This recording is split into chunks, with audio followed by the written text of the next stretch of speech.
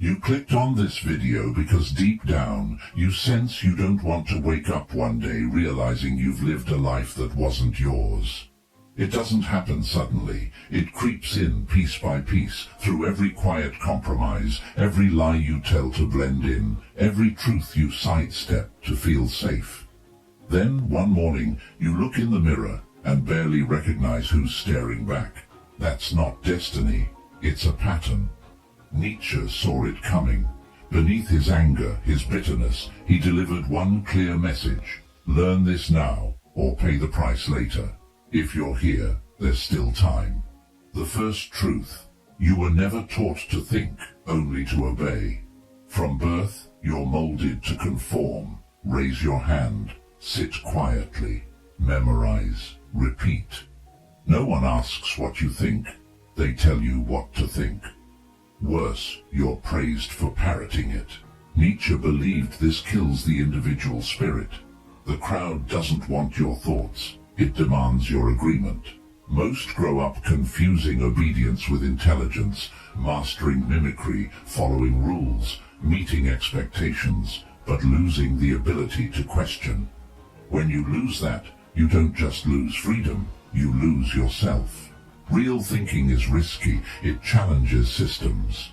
But Nietzsche saw it plainly. A life without independent thought isn't living, it's acting in someone else's script. By the time most realize they've never truly thought for themselves, they're trapped in a life they didn't choose. The second truth: most crave comfort over truth. Show people the truth, and they won't thank you. They'll push you away.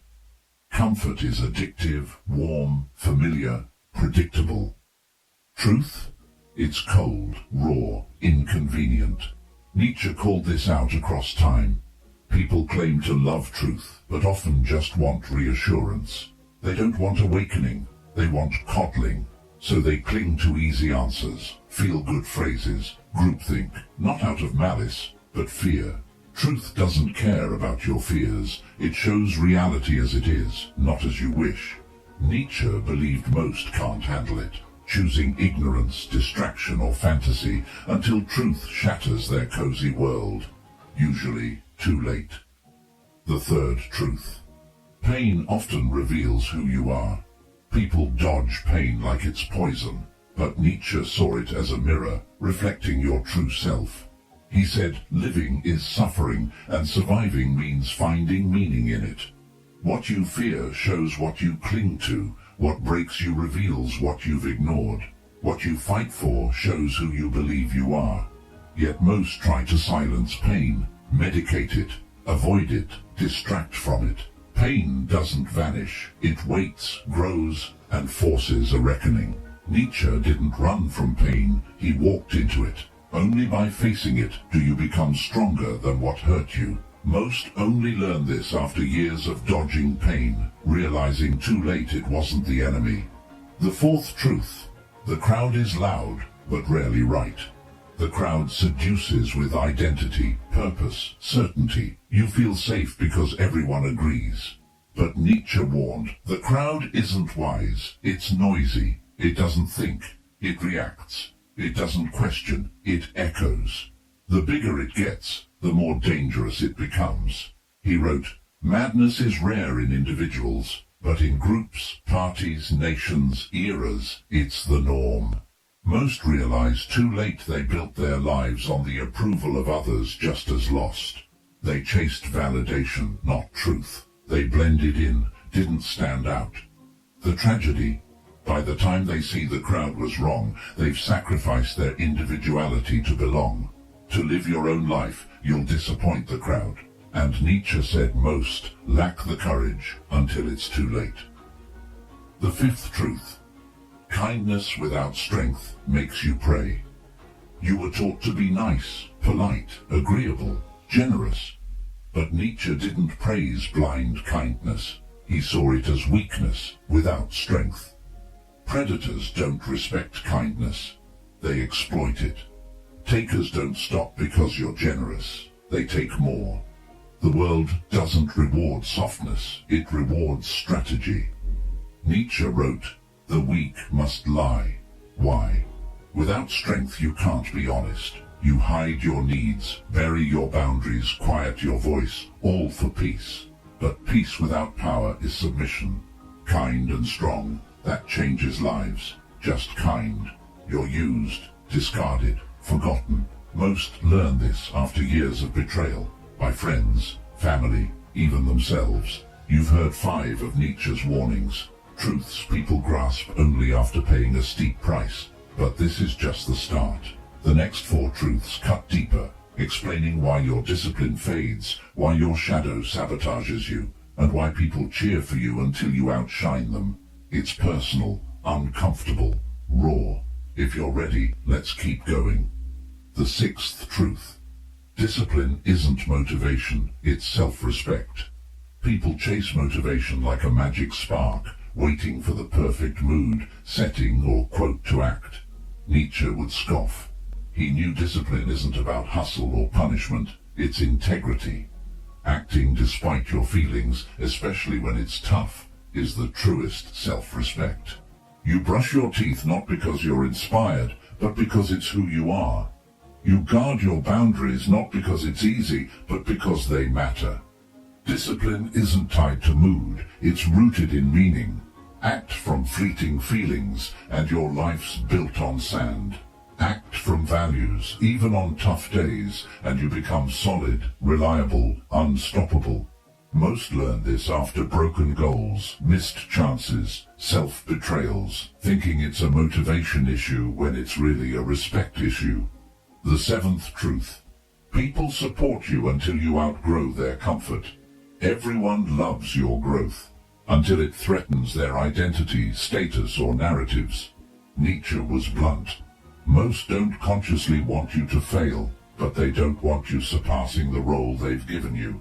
Your progress highlights their stagnation. Your success exposes their excuses. Your change disrupts their balance. So when you set boundaries, chase ambitions, or speak truth, some won't cheer. They'll distance, mock, or drift away. That's not you failing. It's you refusing to shrink for their comfort. Most only see this after losing forever relationships, ones built on a version of you that stayed small. The 8th truth. Ignore your shadow, and it sabotages you.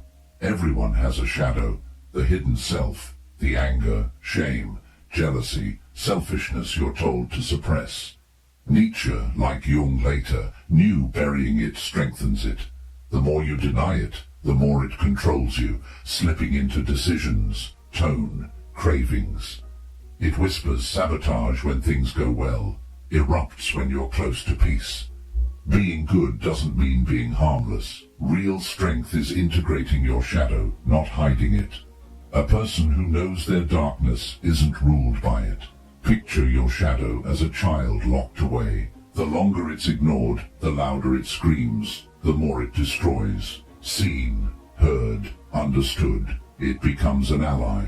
Most learn this after ruining something precious, realizing too late it wasn't life betraying them, it was the parts of themselves they refused to face. The 9th truth. People-pleasing clouds your clarity. It seems kind, safe, but Nietzsche saw it as a mask. Prioritizing others' expectations over your truth dulls your instincts. You second-guess every word, overthink every choice, weaken your gut. People-pleasing isn't generosity, it's fear, fear of rejection, confrontation, loneliness. The tragedy, the more you please, the less you're seen. Nietzsche believed true self-knowledge requires disappointing others, not cruelly, but necessarily. Your authentic life will clash with someone's vision of you. Most don't realize this until they wonder, why does no one know the real me? You taught them to love your mask, not your truth. When your truth demands to be seen, they might not recognize it, or might resent it. You've now heard 9 truths, each a warning from your future self about the cost of ignoring them. But we're not done. The final 4 dive deeper.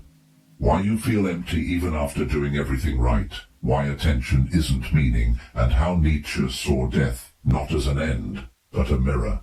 Let's go further. The 10th truth. You can do everything right and still feel empty. Society says check the boxes: degree, job, partner, stay out of trouble, and happiness follows. Nietzsche saw the lie. Following rules often leads to quiet despair, not joy. You can obey every expectation and still live someone else's version of meaning. After years of sacrifice, you expect fulfillment, but find a haunting question: why don't I feel whole? Nietzsche warned, this emptiness comes from mistaking structure for substance, external validation for inner truth, duty for desire. Most realize this too late, with lives built and too much to unravel. They numb the ache or start over. There's another way. Stop asking, what should I do? And ask, what's mine to do? That's the path out. Not more effort, not more success, but more truth. You've heard 10 painful, liberating truths. Nietzsche's warnings of what happens when you ignore them. He didn't share these to shame or scare, but to awaken. Each is a fork in the road. Ignore them and you drift. Live them and you begin. You might not be ready to change everything yet, and that's fine. Awareness precedes action. If one truth stirred something in you, don't let it fade. Comment below, which hit hardest? Which do you resist? If this video resonated, subscribe. We're creating a space for those who want more than shallow advice, who seek to think deeper, feel stronger, and live differently. Welcome to Inspired Echoes. You're not late, you're starting with truth.